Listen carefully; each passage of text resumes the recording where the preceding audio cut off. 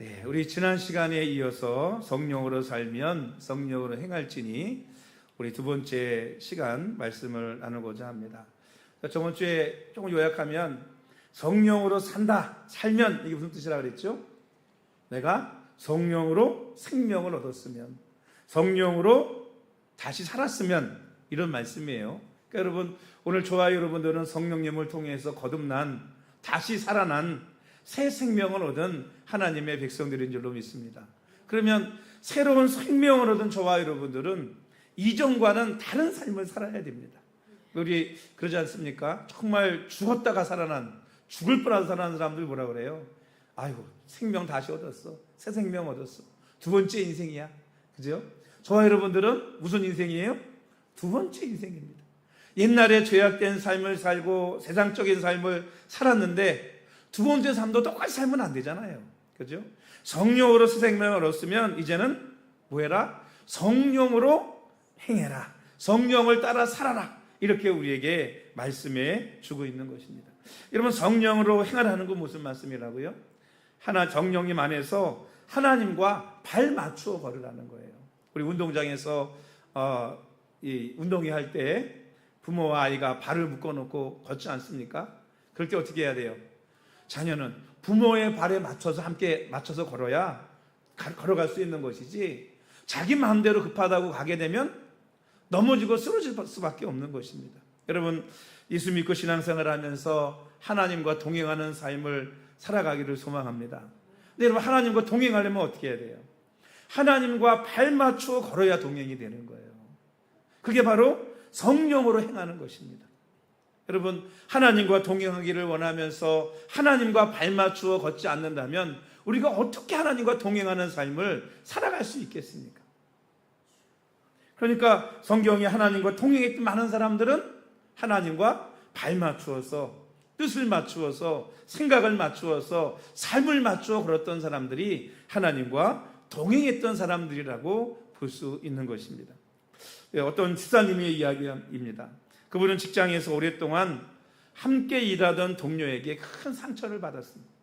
이유 없는 비난과 험담, 그리고 부당한 대우가 계속되니까 마음속에 분노와 억울함이 막 쌓여갔어요.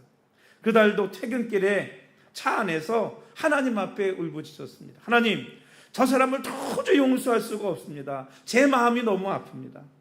그때 마음속에서 성령께서 조용히 이렇게 말씀하셨다 그래요. 내가 너를 용서했듯이 너도 용서해라. 내가 내 안에 살고 있다면 이제는 내 걸음을 따라 함께 걸어라. 이렇게 말씀하시더라는 거예요. 그 말씀을 듣는 순간 이집사님의 눈물이 멈췄습니다. 억울함이 사라진 것은 아니지만 마음이 평안해졌습니다. 그리고는 결심했습니다. 그래, 내가 용서하고 하나님과 함께 걸어야지. 그래서 그 후로 그 동료를 위해서 기도하기 시작했습니다. 그리고 그 동료, 못되게는 그 동료에게 오히려 친절을 베풀었습니다. 그렇게 했더니 몇 달이 지나자 그 동료가 먼저 다가와서 사과하게 되었고 관계가 회복되게 되었다는 것입니다. 그리고 이 일로 인해 주변 사람들에게 큰 울림을 주었습니다. 저 사람은 뭔가 다른 사람과 다른 것 같아 라고 사람들의 입속에서 흘러나오더라는 것입니다. 이것이 바로 성령으로 새 생명을 얻은 사람이 성령으로 행하는 방식, 삶이고 성령께 발맞춰 살아가는 삶인 줄로 믿습니다. 오늘 여러분, 성령님과 발맞춰 사는 삶을 통해서 성령의 풍성한 열매를 맺을 수 있는 그런 저와 여러분이 되기를 주의 이름으로 축원합니다. 우리 22절, 23절 말씀 한번 읽어볼까요? 성령의 열매는 시작. 오직 성령의 열매는 사랑과 희락과 화평과 오래 참음과 자비와 양성과 충성과 온유와 절제니 이 같은 것을 금지할 법이 없느니라. 오늘은 지난 시간에 하나님과 관계 속에서 맺어야 될 성령의 열매 세 가지를 말씀드렸죠. 사랑과 희락과 화평이다. 오늘은 사람과의 관계 속에서 맺어야 될 성령의 열매에 대해서 함께 나누고자 합니다. 바로 오래 참음과 자비와 양선의 열매입니다. 여러분, 사람과의 관계에서 맺어야 될 첫 번째 성령의 열매가 오래 참음, 즉 인내라고 하는 것입니다. 이번 오래 참음이라고 하는 말은 이 원어로 마크로투미아라고 합니다. 무슨 뜻이냐면요, 긴 마음이란 뜻이에요. 긴 마음. 여러분, 마음을 길게 하는 것이 바로 오래 참음이고 인내인 줄로 믿습니다. 따라합시다. 마음을 길게 하자. 마음을 길게 하자. 마음을 길게. 근데 여러분, 이 외형적으로는 같지만 오래 참음과 다른 것이 있어요. 그게 바로 뭐냐면 벼르는 겁니다. 오래 참음과 벼름 비슷한 것 같지만 외형적으로는 사실 정반대예요. 이 참는 것이 아니라, 벼름이라는 게 뭐예요? 참는 것이 아니고 계산하면서 차곡차곡 쌓아두는 거예요. 내가 너 벼르고 두고 보자. 지금은 참지만 한 방에 보내버리겠다, 이런 마음을 가지고 차곡차곡 쌓아놓고 벼르는 거예요. 근데 많은 사람들은 이 벼르는 거를 오래 참음이라고 생각을 해요. 여러분, 이거는 벼름은 오래 참음이 아닙니다. 계산해서 쌓아놓고 있는 것이 어떻게 오래 참음이겠어요. 그리고는 때가 되면 어떻게 해요? 폭발해가지고 지금까지 쌓아놨던 모든 것을 한 번에 뭐예요? 쏟아부었죠. 그리고 뭐라고요? 내가 참았다고. 지금까지 참은 겁니까? 벼른 겁니까? 벼른 거지요. 참은 게 아니에요. 쌓아놓고 한 방에 터뜨리려고 쌓아놓은 거지, 그거는 여러분 오래 참음이 아니에요. 여러분, 사람은 믿음의 대상이 아니라 사랑과 용서의 대상이기도 하지만 또한 인내와 오래 참음의 대상이기도 합니다. 사랑하는 성도 여러분, 사람에 대해서 참을 수 있기를 주님의 이름으로 축원합니다. 물론 여러분, 오래 참음, 인내라고 하는 것은요, 참으로 어렵고 힘든 일입니다. 쉬운 일이 아니에요. 한자어로 여러분 참을 인자를 어떻게 쓰는지 아세요? 마음심자 위에다가 칼도자를 써놨습니다. 그게 참을 인자예요. 참는다는 게 뭐와 같은 거예요? 칼로 마음을 베는 것처럼 아프고 고통스러운 게 여러분 참는 것입니다. 그래서 오래 참음은 고통의 상황을 뭐하고 있는 거예요? 천재로 하고 있는 거예요.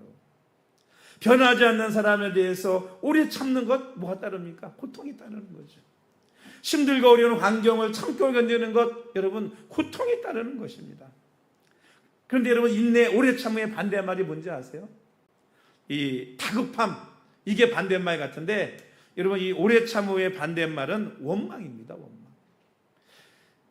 오래 참지 못하기 때문에 뭐 하는 거예요? 원망하는 거죠. 이스라엘 민족이 광야 생활할 때 여러분, 하나님을 향해서 끊임없이 뭐 했어요? 원망과 불평을 했습니다. 광야의 길을 가다가 여러분 물이 떨어졌어요. 그러면 여러분 어떻게 해야 됩니까? 하나님께 기도하고 하나님께 주시고 기다리면 되잖아요. 근데 이스라엘 백성들은요, 그거를 참지 못했어요. 한 번도 아니고 뭐 할 때마다, 물이 떨어질 때마다, 고기가 먹고 싶을 때마다, 뭔가 조금이라도 불편하고 내 마음에 들지 않을 때마다 참지 못하고 원망하고 불평을 쏟아놨습니다. 그래서 여러분, 오래 참음의 반대말은 뭐예요? 원망이 되는 거예요. 원망. 그러나 욥은 어땠어요? 극심한 고난 속에서도 오래 참고 원망하지 않았습니다. 결국 이스라엘 민족은 40년 광야 생활을 방황했지만 욥은 복된 결말을 맺었는 줄로 믿습니다. 우리가 욥의 고난을 알고 그의 결말을 안다라고 성경은 기록하고 있는 것입니다. 오늘 우리가 여러분 원망하고 불평하고 있다면 오늘 우리는 오래 참지 못하고 있는 거예요. 인내하지 못하고 있는 거예요. 여러분, 인내하시기를 주의 이름으로 축원합니다. 아브라함은 자녀에 대한 약속을 받고 몇 년을 인내했어요? 25년을 인내했어요. 노아는 방주를 예비한 하나님의 말씀을 듣고 수십 년 동안 방주를 예비하고 지었습니다. 어떤 사람은 120년이라고 얘기하는 사람도 있어요. 그리고 오랫동안 방주를 지으면서 얼마나 많은 사람에게 비난과 조롱을 받았는지 아십니까? 무슨 비가 온다고 그래, 무슨 배를 바다도 아니고 강가도 아니고 산꼭대기에 지어, 저 늙은이 정신 나간 거 아니야? 라고 조롱했을 거예요. 그러나 홍수 심판이 왔을 때 그 인내는 아름다운 결말로 여러분 매듭지어졌습니다. 왜? 그 온 가족이 그 홍수 가운데 구원을 받았기 때문입니다. 오래 참음은 성도들이 맺어야 할 귀한 성령의 열매인 줄로 믿으시기를 주의 이름으로 축복합니다. 할렐루야. 두 번째는 여러분 자비의 열매를 맺어야 됩니다. 자비라고 하는 말은 헬라어로 엘레오스라고 하는데 어려움에 빠진 사람에게 대한 긍휼의 마음을 의미합니다. 히브리어로는 람이라고 하거든요. 이게 무슨 뜻이냐면 자궁이라는 의미의 단어에서 유래하게 되었어요. 이게 무슨 얘기겠어요?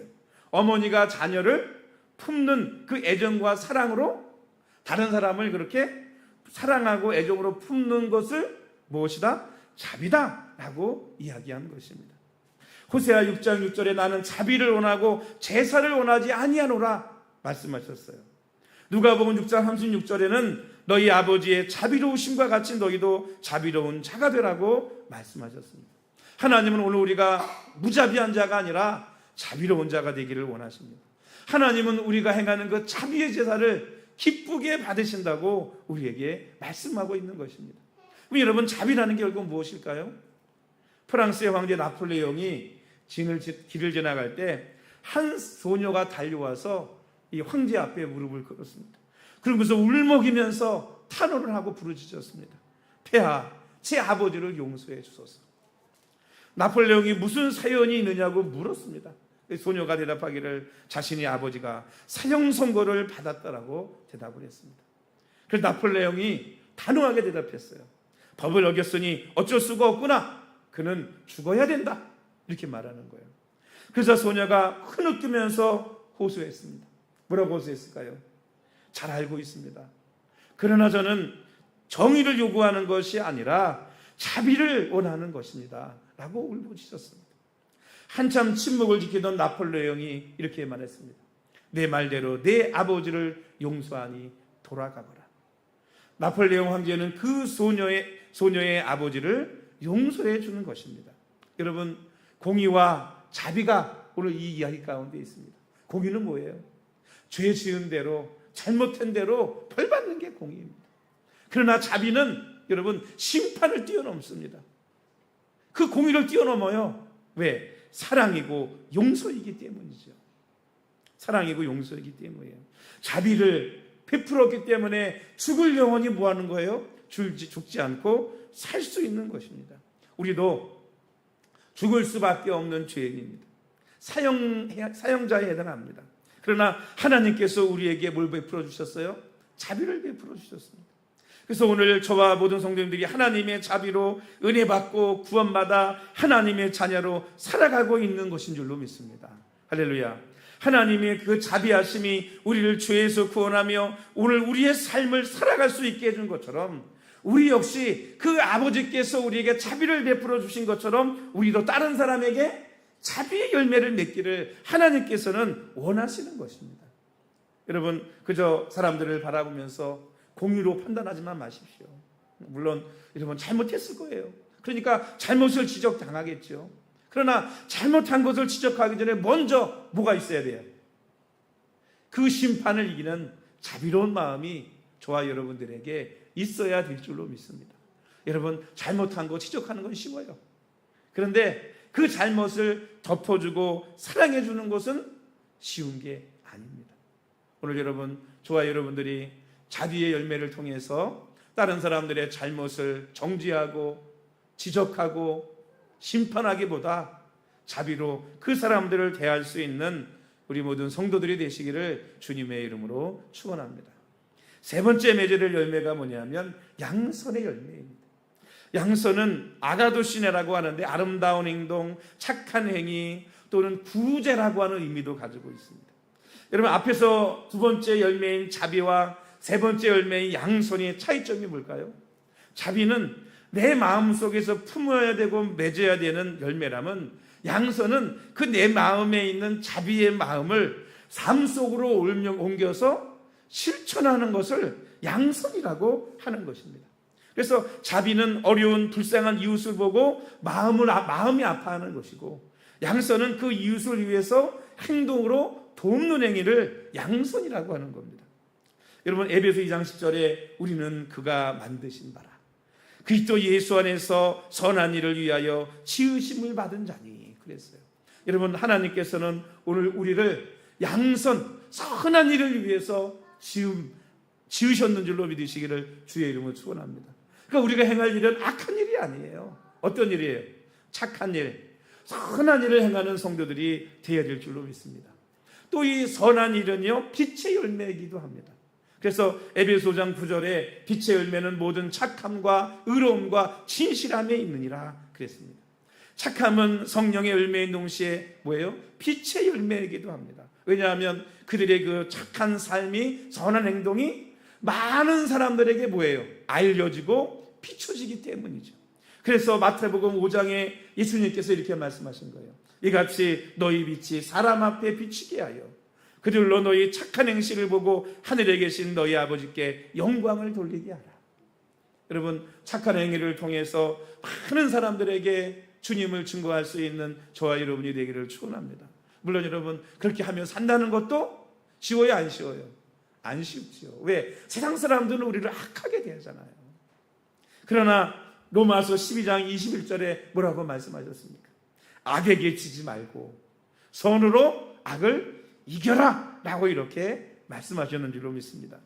여러분, 사람에 대해 악하게 하지 말고 선하게 대하고 구제하고 다른 사람들을 돕는 양선의 열매를 맺는 성도들이 되어야 될 줄로 믿습니다. 여러분, 교회에서 참 많은 일들을 하잖아요. 요즘은 뭐 선진국이 될수록 복지라고 하는 것에 많이 신경을 씁니다. 복지. 근데 여러분, 그거 아세요? 복지를 누가 시작했는지 아십니까? 복지라는 개념을 가장 먼저 시작한 게 교회였어요. 교회였습니다. 그래서 교회가 하던 복지를 지금은 나라가 하고 있는 거예요. 나라가 하고 있는 거예요. 유럽에서는요, 공교육이라고 하는 것도 유럽에서는 교회에서 시작을 했어요. 근데 그것도 다 지금은 나라에서 가져가서 나라에서 하고 있는 거죠. 여러분, 복지는 교회가 해야 될 사명 중에 하나인 것입니다. 복지와 선교. 그래서 여러분, 오늘날도 보면 뭐 월드비전이니 뭐 굿네이버스니 뭐 많은 그런 구제하고 선교하는 단체들이 있지 않습니까? 대부분 기독교 단체이고 기독교인들이 가서 봉사를 하더라고요. 여러분, 사랑하는 성도 여러분, 오늘 우리가 뭐 그런 곳에 동참해도 좋고, 여러분 개인적으로도 선한 일을 행하며 양선의 열매를 맺을 수 있는 그런 우리 모든 성도들이 되시기를 주의 이름으로 축원합니다. 여러분, 돕고 선을 베푸는 사람에게 악하게 대하는 사람이 없더라고요. 여러분, 아무리 악인도 자기에게 잘하는 사람에게는요, 잘하게 돼 있어요. 그렇지 않습니까? 여러분, 우리 신앙인들이 우리의 삶 속에서 사람과의 관계 가운데 이 양선의 열매를 맺을 수 있는 저와 여러분이 되기를 주의 이름으로 축원합니다. 우리 결론의 말씀을 짓겠습니다. 이 세 가지 성령의 열매를 쉽게 표현하면 뭐라고 표현할 수 있을까요? 첫째가 뭔지 아세요? 따라합시다. 참고 살자. 참고 살자. 여러분, 참어린이 세 개면 살인도 멸한되잖아요. 물론 여러분, 힘들고 어렵죠. 그런데 여러분, 우리가 예수님과 발맞춰 걷는 방법이 뭐냐? 참는 거예요. 예수님께서 잡히시던 밤에 도마가 군병들을 데리고 왔습니다. 칼을 들고 예수님을 잡으러 왔어요. 그러니까 베드로가 여러분 칼을 뺏어가지고 말고라는 종의 귀를 베지 않습니까? 그렇게 예수님께서 여러분 뭐라고 말씀하세요? 칼을 집에 꽂아 넣어라. 이것까지 참아라. 그렇지 않습니까? 여러분, 이것까지 참아라. 여러분, 인내는 쓰지만 그 인내의 열매는 단줄로 믿습니다. 물론 여러분, 무조건 참으라는 얘기가 아니에요. 여러분, 믿음을 가지고 있어야 참을 수 있습니다. 할렐루야. 소망을 가지고 있어야, 희망이 있어야 참을 수 있는 거예요. 여러분, 하나님 앞에 믿음과 소망을 가지고 인내의 열매, 오래 참음의 열매를 맺기를 주의 이름으로 축원합니다. 두 번째는요, 따라합시다. 불쌍히 여기자. 불쌍히 여기며 살아야 됩니다. 우리도 하나님께서 불쌍히 여겨주시고 자비를 베풀어 주지 아니었다면 지옥에 갈 수밖에 없는 존재입니다. 그러나 하나님께서 그 자비로 우리를 죄를 사해 주시고 우리를 구원해 주셔서 하나님의 자녀 삼아 주셨으니까 천국 백성 된 거 아니겠습니까? 우리도 그 하나님과 예수님의 발자취를 따라서 자비의 마음을 품고 있는 저와 여러분이 되기를 주의 이름으로 축원합니다. 물론 옳고 그름 판단하고 정죄하는 거 여러분 할 수 있어요. 그러나 우리가 가져야 될 마음은 그 앞에 자비의 마음을 가져야 될 줄로 믿습니다. 자비의 반대말은 여러분 무자비라고 볼 수 있죠. 공의도 좋지만 공의보다 앞선 것이 바로 자비인 줄로 믿습니다. 자비의 마음을 품고 자비의 열매를 맺는 성도들이 되시기를 축원합니다. 여러분을 막 핍박하고 교회 다닌다고 무시하는 사람이 있어요? 여러분 불쌍히 여기세요. 불쌍히 여기세요. 왜? 여러분은 하나님의 백성, 하나님의 자녀이고 천국이 여러분의 것이잖아요. 이 땅에 여러분 자동차 갖고 자랑하고 집 갖고 자랑하고 뭐 갖고 자랑하고 여러분 불쌍히 여기세요. 아무리 집이 크고 좋으면 천국만 하겠어요? 아무리 자동차가 좋으면 천국에만 하겠습니까? 아무리 부잣집 아들이면 하나님의 자녀만 하겠어요? 할렐루야. 여러분 나은 사람이 못한 사람을 불쌍히 여기는 거예요. 여러분 오늘 저와 여러분들이 하나님의 자녀임을 여러분 기억하고 여러분 그 못된 사람들까지도 불쌍히 여길 수 있는 자비의 마음 열매를 맺기를 주의 이름으로 축원합니다. 세 번째는 양선입니다. 따라합시다. 착하게 살자. 착하게 살자. 남에게 여러분 피해만 안 주는 것이 착한 거라고 생각할 수 있습니다. 우리가 악하게 살아도 안 되지만요, 남에게 피해만 안 주면 착한다라고 생각하면 안 돼요. 그는 이기주의인 거지 착한 게 아닙니다. 자기밖에 모르는 거죠. 남에게 피해도 안 주고 도와도 안 주고, 그죠? 자기밖에 모르는 거죠. 착함은 자비의 마음을 세상에 드러내는 행동이 착함입니다. 즉 빛의 열매인 것입니다. 우리 그리스도인들은 악하게 살아서는 더욱도 안 되지만 그냥 자기만 아는 이기주의자가 돼서도 안 됩니다.